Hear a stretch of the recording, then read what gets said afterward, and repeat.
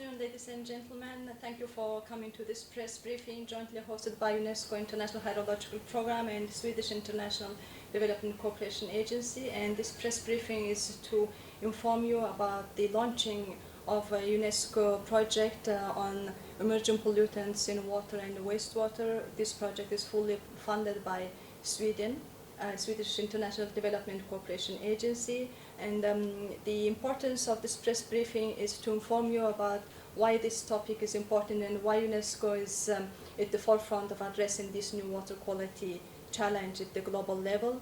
And with that, I would like to invite my co-host of this press briefing, Ms. Claire Linga from Swedish International Development Cooperation Agency, to inform us about why Sweden is paying special attention to this project and for UNESCO's role in promoting water science and knowledge sharing on addressing this particular issue. Thank you. Sweden's recently signed an agreement giving extra budgetary support to UNESCO over the next 4 years in the fields of education, science, communication and culture. This amounts to about 400 million Swedish kroners. That's equivalent to about $47 million US. This project that we're discussing today is one of those projects. Wastewater reuse is becoming more and more common as there's increased pressure from human activities and there's less water resources around the world. Sida believes that there needs to be more knowledge to address this problem, and that's why we support this UNESCO project in actually researching the knowledge behind emerging pollutants.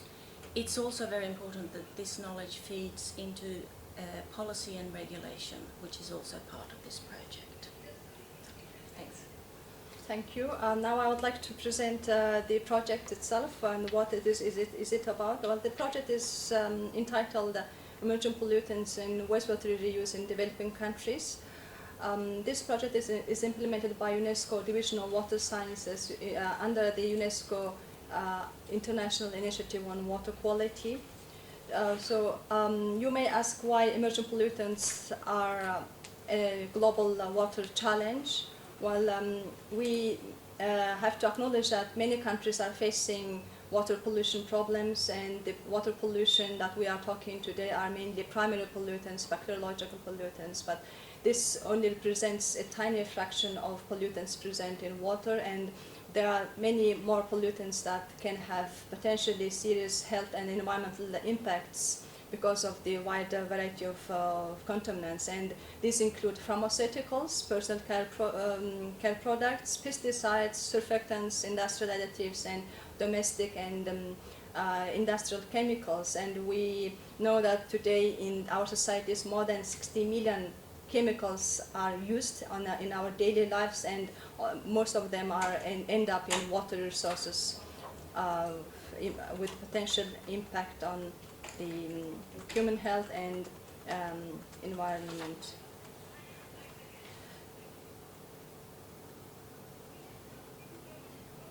The project, the emerging pollutants present a special challenge because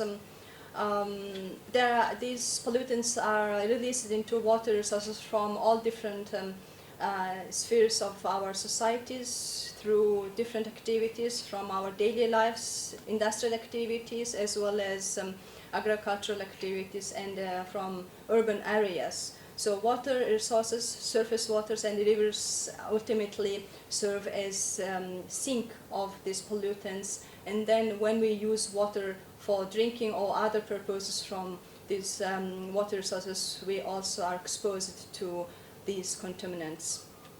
So this is a new challenge because very little is known about this wide variety of different pollutants, and we don't know what are these main pollutants, how they behave, what are their impacts on human health, and how to deal with these pollutants.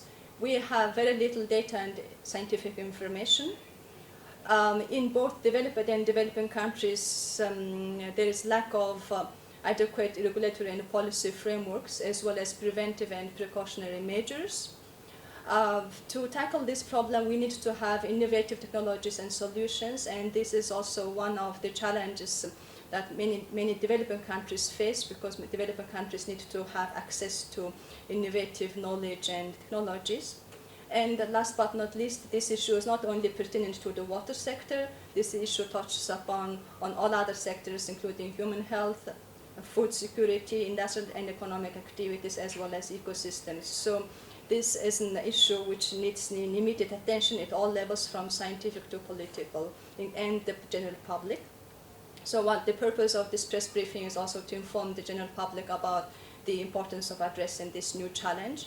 And this new water challenge is fully embedded in the ongoing discussions on the post-2015 Sustainable Development Goals, as the world is setting agenda for sustainable development for the next 15 years. The UN General Assembly will adopt next month the set of Sustainable Development Goals, and the issue of emerging water pollutants is already embedded in several of these goals, and I only highlight here the most pertinent ones. There's goal 6 on water. There's a specific target on reducing water pollution, eliminating and minimizing the release of hazardous chemicals into water, as well as reducing the discharge of untreated wastewater. There is also a goal on sustainable consumption and production. There's a specific target under this goal to reduce the release of chemicals into water, air, and soil. Of course, the restoration of terrestrial ecosystems, providing basic services, combating waterborne diseases also are strongly linked to these pollutants, because these pollutants are main causes of these problems. So this project, which has just been launched, is a first pioneering project addressing this issue in a comprehensive way at the global scale. We are covering all the regions of the world with specific emphasis on developing country regions.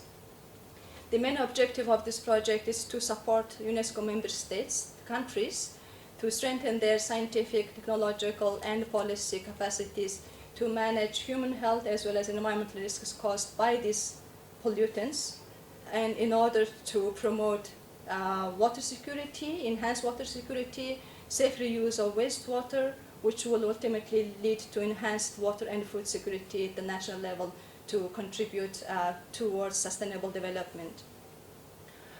This project is implemented under the umbrella of UNESCO International Initiative on Water Quality, which is a scientific program to promote scientific knowledge on water quality issues, and it's funded by Swedish Development Agency generously for 3 years, entirely fully funded, as an extra budgetary project for $0.6 million.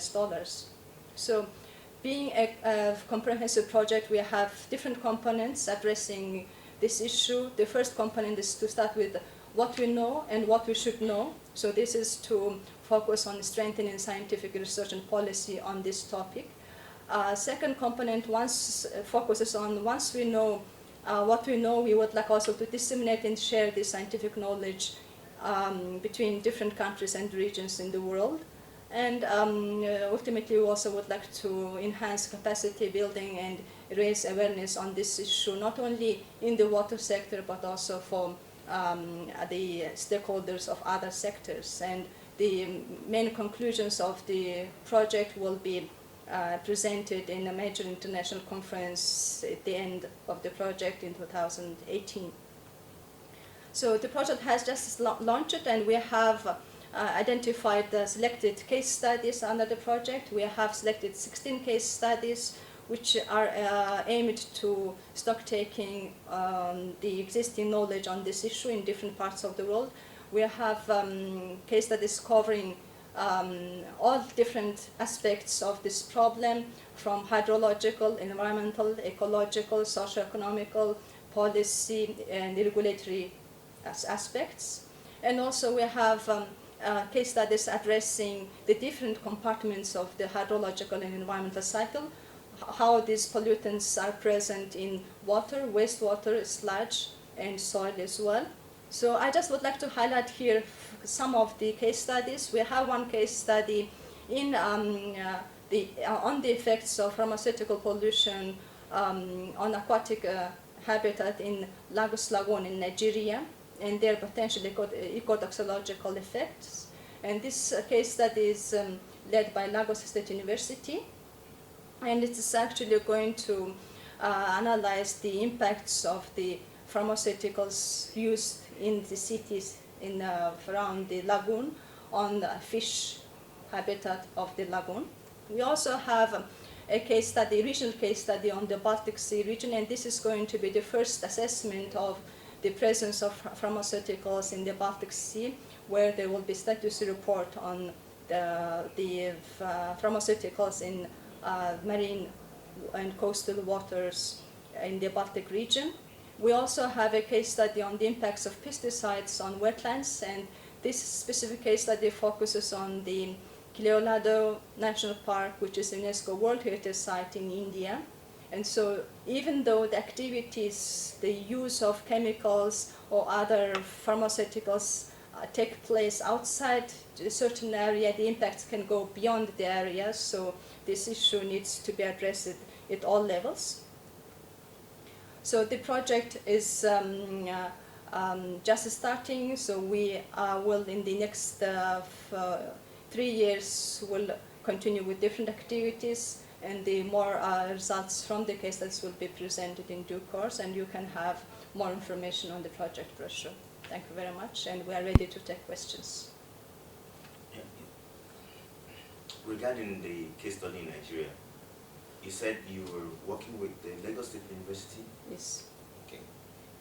So they're supposed to do a scientific evaluation of the effect of pharmaceutical pollution in the Lagos Lagoon. Okay. When are they starting, and how long is it going to be?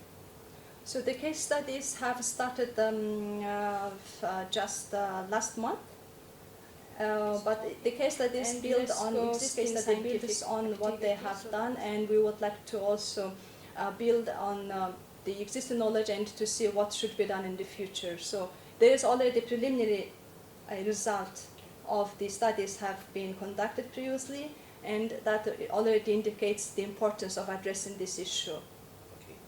When the study is concluded?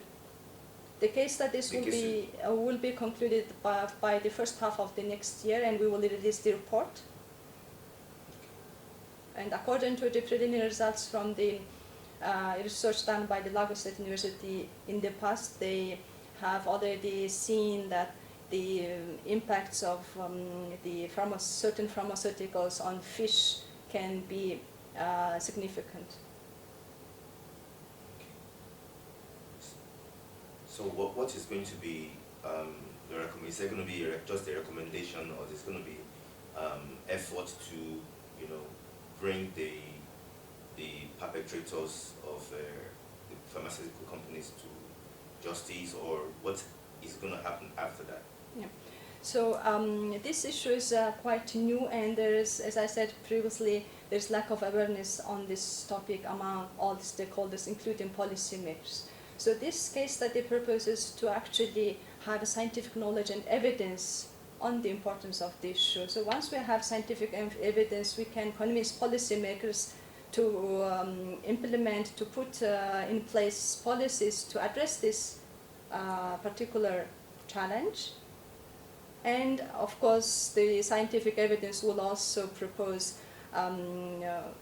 recommendations on how best the challenge should be addressed and what needs to be done. So actually by doing that, we're also facilitating the interface between science and policy. And of course, policymakers will be better informed. Okay.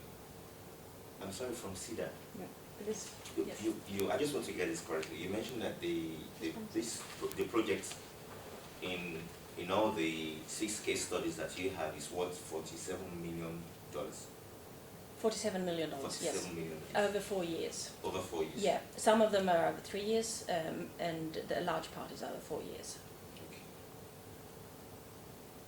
I want to get that correctly. Yeah. The major component is in the education sector, and the component in the natural sciences is 38 million Swedish kroners, which is about $4.5 million.